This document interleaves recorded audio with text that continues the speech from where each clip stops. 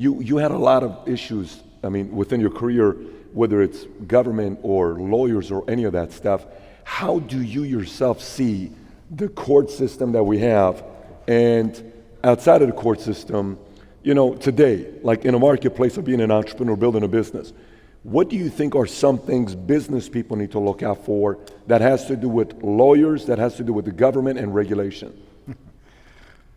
Got me going on the wrong subject there, but listen, and I wrote this in my book. Look, I made a lot of money illegally, a lot of money. I had this gasoline tax fraud case, deal that at one point in time we were pulling in $7-8 million a week.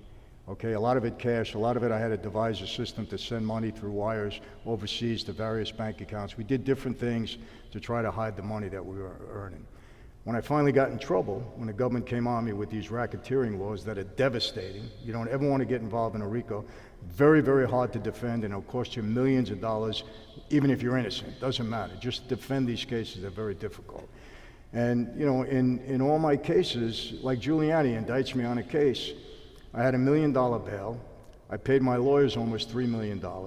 I spent 7 months in a courtroom every single day on trial. It took me a year and a half to prepare. I was found not guilty, but it cost me $20 million. Wow. $20 million to be found not guilty. Yeah. So at the end of the day, all right, I didn't go to jail, but look at the devastation it Right. causes. How many people can handle that, and pay that kind of money? Me, I don't like a lawyer unless I absolutely I hope there's no lawyers in here, no offense meant. There are a few, but unless I absolutely need them, I try to avoid them. And I've been through lawyers my whole life.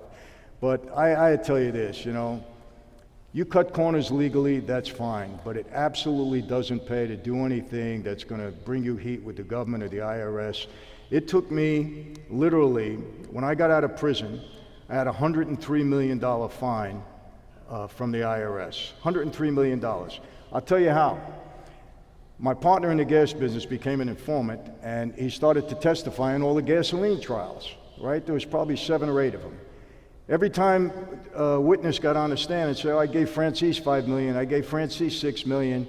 Next thing I know, I get a letter from the IRS. They assessed me when the guy was saying it from the witness stand. Even if the case was acquitted, they still assessed me with it. And then they used to say, if you want to pay it by credit card or whatever, so I used to write my credit card in and say, here, pay it, right? I used to get these notes in prison. So I get out, I got a $103 million fine from the IRS. Now, how do you get by on that? I'll give you a little secret. Nice. I used to go to try to buy a car, and they said to me, are you kidding me? You got a $103 million fine. I said, yeah, but let me tell you the flip side of that. If I owe the government $103 million, you must know I'm a pretty good earner, so give me the car. They said, okay, you got it. I swear to God. I said, what are you worried about the credit report? I owe them 103, I can make money. Okay, they gave me the car. You gotta be kidding me. I swear to God. Same way, I bought a house that way one time at the bank. I said, don't worry about that, I'm gonna pay. And when you're on the street, you learn some of that dialogue. But anyway, so every year I'm going to court in Brooklyn on this $103 million. I said, look, if you claim there's money someplace, go and get it. They wrote a book, said I got money buried all over the world, and they investigated me like crazy, and they're making me sign statements. I don't have money in foreign banks. Every year I'm going back, 20 years. I finally get in front of the judge. I got mad with my lawyer. I said, you're not solving anything for me here. They keep coming, I'm not paying them. So I told the judge, Your Honor, I live in California. I said, why do you just make me come here all the time? I'm saying the same thing. I live in California, change the venue. He was so tired of the case, he said, it's a good idea, I'm sending it out to California, right? So he sent it out to California. It's funny.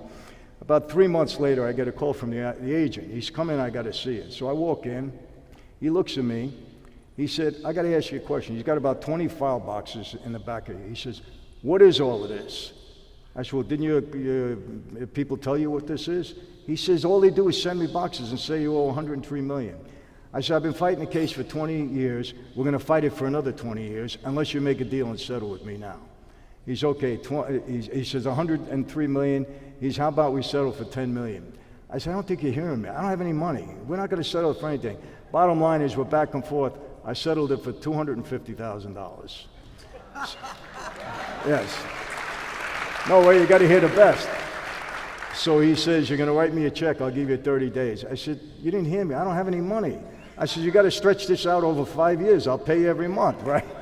He stretched it out over 5 years. You got to be kidding me. Swear to God. So I said, unless you want to keep investigating. He just wanted to get rid of me too. He said, let's just settle this thing. 103 down to 250, 5-year payout. That was it.